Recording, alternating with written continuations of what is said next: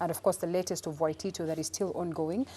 We certainly get to update you in our subsequent programs as to the events of the day. But just generally looking at that particular time when there's that declaration by President Uhuru Kenyatta that, you know what, he is determined to fight graft, and he called upon all the different stakeholders, including the common mwananchi, to come on board and help him on the fight against graft. Kenyans argue that we've not witnessed anything tangible coming out of this, but we commend the Office of the DPP and equally the DCI as to the great strides they've made and how focused they've been on the fight against graft. But every other time there's been an argument that at that point of the court, then this fight is in a way is choked, and we can barely get to see convictions. We can barely get to see recovery of assets. You know, we can barely get to see answers that Kenyans would wish to know. Right now, we're just crossing fingers that indeed we're going to see some level of conviction as to the case of, you know, CS Henry Rotich and of course Thilge, who is deputized him, or better yet, the PS, and a couple of other people who were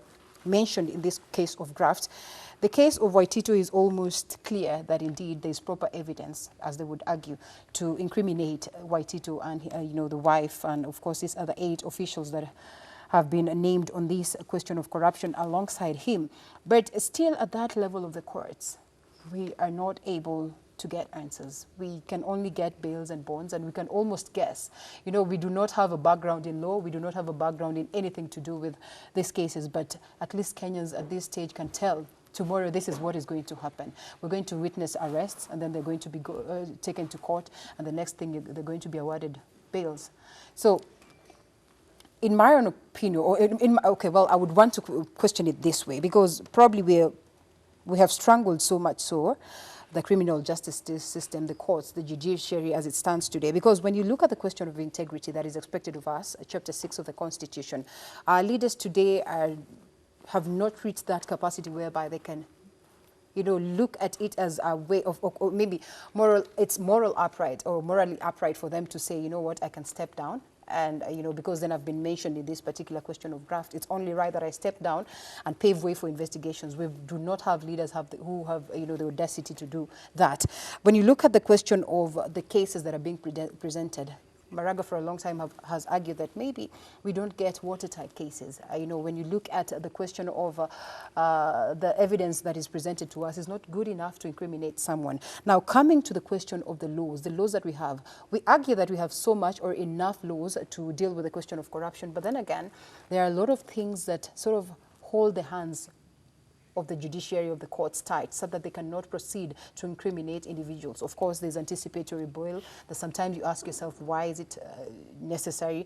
There are laws that, you know, award you bails and bonds and all that. So in a way, it makes it hard for them to be able to deal with the question of corruption. So in as much as we would be waiting, or we're putting the criminal justice system in trial, are we really genuine with ourselves in terms of what we have as to the question of the laws of the land and how much, of course, evidence we present every other time we are dealing with these cases? Andrew? Well, I think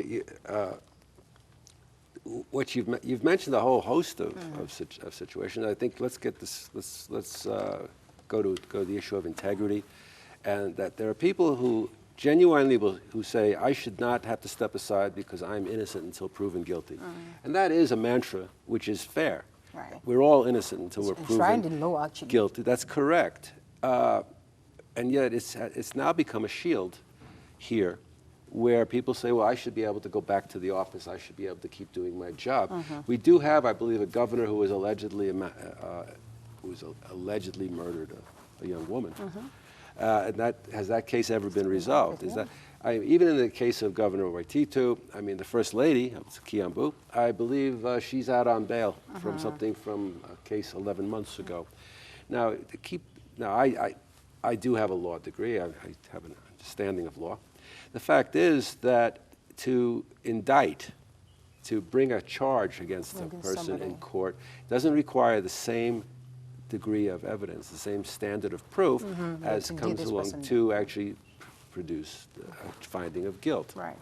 Now, I have said, as I think in May of last year, sitting at this table, that there seems to have been a tremendous rush to bring lots and lots of cases that where the standard of proof for charging is fine. You've reached the threshold that the court will in fact allow you to indict, levy charges. And then, but do we have a court system with the capacity to continue hearing this plethora, the myriad of cases that are being brought up? Also, there is a problem when you bring in 27 or 23 or 27 people in one go, each one with his own lawyer in charge, because in fact, what sort of evidence will be adduced and used in court? And in the case of now, I think we're all bound because something's in court. You can't talk about the nitty-gritty of it. But in fact, when you look at the charges that are being laid against former CS Rotich, former PS Thuggee, you know, a lot of it, it's not about dollars and cents sort of things. It's all about unauthorized use of their signature power. Failing to follow proper procedures and the like. Well, a lot of that is, unless you go A, B, C, and you can say, well, you didn't do this, you didn't do this, you didn't do this, and that's obvious because we don't have your signature on it, then it's very hard to prove. There's a lot of ambiguity in any process like this. And unless you're talking about actual money, that you can actually follow the money into someone's account, out of someone's account, then you really can't. It's very hard for a court that is upholding a genuine rule of law to convict. As far as we now look at bail and bond as punitive.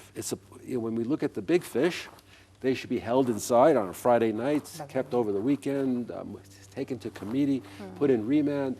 I'm not sure why, other than to say that we should think about the 16,000 to 18,000 Kenyans who are currently held in remand because they were unable to raise bail or bond. And these people, the question then, the 16,000 to 18,000, who then get shuffled around and shuttled back and forth to court to make court appearances. It's just this, it's almost a huge paper chase, but it's a paper chase involving 16,000 to 18,000 innocent people sitting inside in detention because they couldn't raise the money to pay for their bond. But we focus, of course, on the so-called big fish. The fact that the cabinet secretary was brought in was like front page news all around the world. The BBC, everybody was waxing ecstatic about how this has never been done before. But the caveat was always from the BBC or the CNN people on the ground was that Kenya has a reputation for being one of the most grotesquely corrupt countries in the world. Okay. So the fact that, well, I didn't say it. Is it true? I didn't say it. I'm just saying this. I heard it on the BBC. I see it on CNN or other. And depends on what you're comparing. Who you're comparing. But I think we're being looked into a lot of things. Well, I think we're now being compared with Nigeria. Nigeria used to be the benchmark. Still, you cannot beat the European or the Western in corruption. That's true. That's true. Still, you will not beat them. All right. Well, let's loop in Doc a bit to weigh in his sentiments on that. Oh yes, today you are not looping me in. Oh, okay. I'm sorry. No. Because I know every other time I loop you in, you'll take advantage of it to the maximum. Which is still okay, because what we get out of this is something that is important, not just for the common Mwananchi also, but the leadership to get to hear so that they can put aboard, what would be important out here. And I think this is the argument that has been there, that we have very many Kenyans out there that are capable. I don't know why. Of course, we'll always revolve around the very same corrupt leaders that we have. We change office. It's like, it's just out of this world. And I think people argue that, okay, if President Uhuru Kenyatta is to look for another CS, I mean, there are Kenyans out here. Why don't you just look a little bit away from the cabinet that you have today? But that aside, Article 73 of the Constitution, talking about the responsibilities of leadership, and it clearly dictates that leadership is, a question of public trust. And as it stands today, it's a clear indication that we have breached that trust. But in as much as we all acknowledge and see that we have breached, when it reaches that level of the court, then it becomes hard for us to prove. What really is wrong within the courts? Is it us that are trying to sort of choke the courts so much so, yet we've not made it easy for them to go out there and, give us, justice as we would expect it? I think it should be Proverbs 25:15 that says, "Take away the wicked from the king, and his kingdom shall stand." And a king who listens to liars, his kingdom shall not remain. So it boils around the leader themselves. Likes attracts. there are moments when you can question whether they are just people alive. But the reality is, yes, there are so many of them. I think it reminded me of the parable of a story of somebody called Elijah, when he thought he was the only one left. And when he was given proper sense, he knew kumbe there were so many of them who were still alive. Right. And maybe that might be our timing today, because finding just leaders in positions of governance or leadership has been difficult. Right. And that is the dire need that a Kenyan citizen has been looking for to date. Right. A leader who will serve them without sacrificing them. A leader who will not fleece them, but with their full heart, lay out, sacrifice their life for them. Yeah. Because current leaders and the trends that we have, and this emanated straight from the colonial inheritance. They took certain individuals who were but proxies, who were taking care of their interests. And this has affected every foundation, whether you're talking about education, you're talking about security and government, even military, you're talking about industries, all the businesses foundation. Look at the trade treaties that we're still subjected to. The stupid loans that we're talking about, Rotich is being questioned for money that ought to have come in and did not come in, ended up somewhere outside there without accountability, yet is putting it on Kenyans to pay. This reflects on who they're serving. And bad leaders will always attract bad leaders. And these are actually the things that also inform the democratic processes. They've actually taken advantage and mutilated areas, clauses for integrity, like Chapter 6, for purposes of having political parties around these individuals. What did you expect Uhuru to give Kenyans? Okay, the reasons why some of us were vying for presidency, we had evaluated both sides and seen.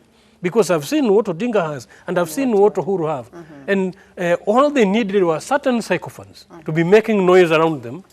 And these sycophants, when it comes to now delivering, they cannot deliver, but still. These sycophants come to receive handouts, to go and make noise and destroy properties, kill people. But when it comes to actual delivery, now the rubber has met the road. Even if you tell Uhuru to go and get just men, well, those just men will not be relevant in his side. Actually, they'll haunt him. He will fire them before they even begin. Because his nature is that. And this is the wrong leadership Kenyans are actually treated to. No wonder some of us, we push for change of leadership from the top. If you do not change it from the top, however much we are talking about reforms or change, it will be difficult.